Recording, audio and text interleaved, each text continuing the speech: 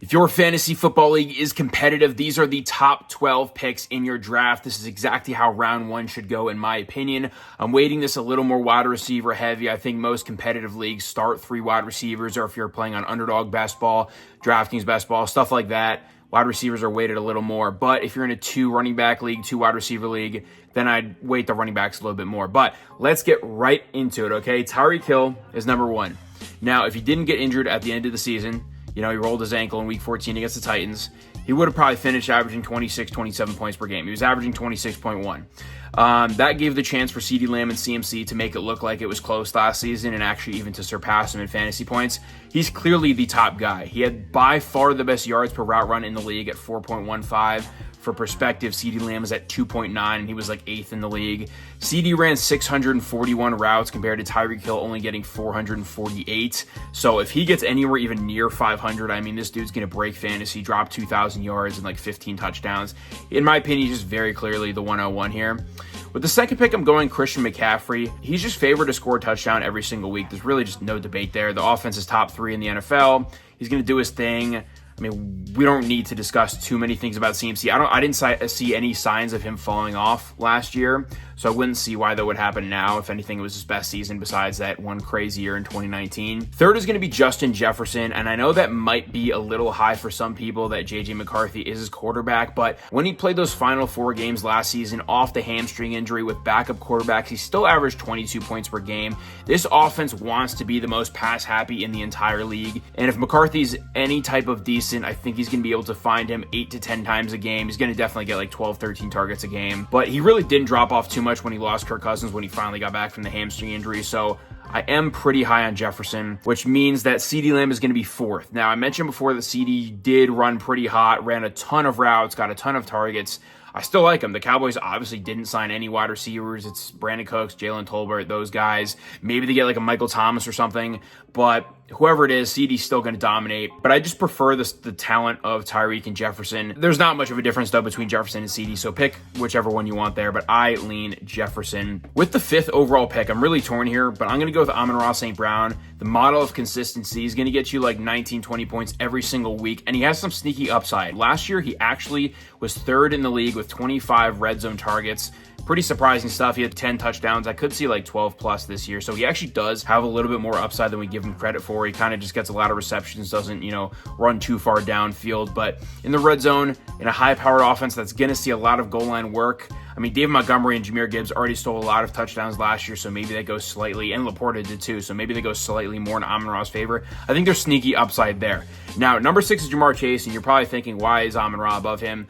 I'm pretty concerned actually with Joe Burrow's wrist injury. A.J. Hawk talked about this on the Pat McAfee show that he had the same wrist surgery and he doesn't have the same mobility or strength and it hurts him pretty much every day. Now, he's not a quarterback. He doesn't need that to throw. You got to be so pinpoint accurate in the NFL that any little thing that's wrong with your throwing wrist is going to be pretty bad. So Joe's supposed to be clear by the end of May. Like he should be, I guess it's June now. He should be good to go probably. I'm just a little worried here, especially because Ja'Marr with the backups last year only had 5 15+ point games throughout the whole season. Not quite the stuff you want to see. Like Amon-Ra clearly outperformed him last year. So I'm fine with Chase if you want the upside, if you want to chase Joe Burrow being healthy. But right now I lean Amon-Ra. If we get good news throughout the offseason, you can bump Chase up. You could even bump him up to like 4th if you want over like CeeDee or Jefferson. Then we have 7th is going to be Breece Hall. Last year he was pretty bad most of the start. I'd say like first 10 or so weeks. It was pretty bad, especially rushing wise. But it's obvious they were in a horrible offense, always playing from behind. He had no O-line, no help. With Rodgers, that changes drastically. What I think they're overlooking a little bit, a lot of us are overlooking a little bit, is how many receptions he had last year. We're kind of like assuming that's going to happen again. And while I do think Rodgers will check down a good amount to him, it's going to be much more spread out throughout the season. Breece had like multiple weeks at the end with the real backups where he got like 12, 13 targets a game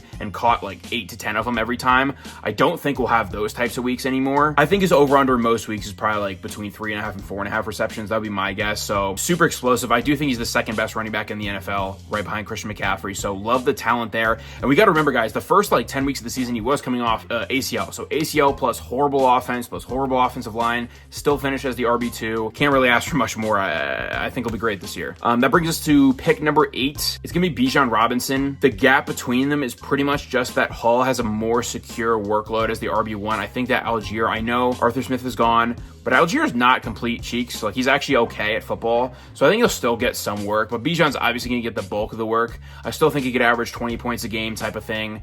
He should be fine. This offense should be more pass happy, though. Maybe he catches more dump offs. Kirk's not really like a check down machine, I guess. He actually does like to push the ball down the field more than you would imagine from a pocket passer. So I'm kind of just with the market with Bijan, maybe a little bit lower on Bijan just because I don't see like true RB1 upside there. 9 is going to be AJ Brown. It was kind of like the Diggs year last year. It was a tale of two halves. I mean, the first half, he was like, oh my God, is he as good as Tyreek Hill? I remember everyone was comparing him to Hill. Then he completely falls off just like Diggs did. I don't think his talent's gone anywhere. I think that offense and the Eagles offense overall just became terrible. And they've got to fix that. Coordinators changes again. So I think they'll be fine again this year.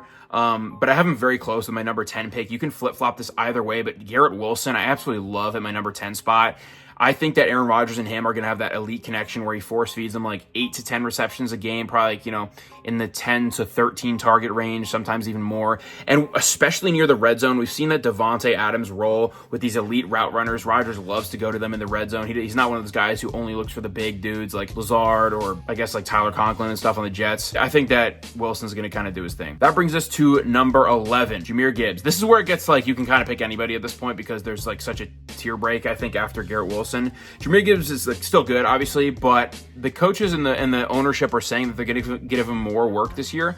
I'm not sure I see that. Like maybe a little bit, maybe like 2-3 more carries a game and maybe 1 more catch a game. But with David Montgomery being healthy, he was good last year. There's like no reason not to give him a lot of the work. Plus Montgomery's a good goal line back. I don't see him being completely phased out. I don't see it being like a 70-30. I think like at most it's like 55-45, maybe 60% some of the games go to Gibbs. But he's going to be very efficient. Great offense. He can definitely run into the end zone like 3 times in a game, and I would not be shocked.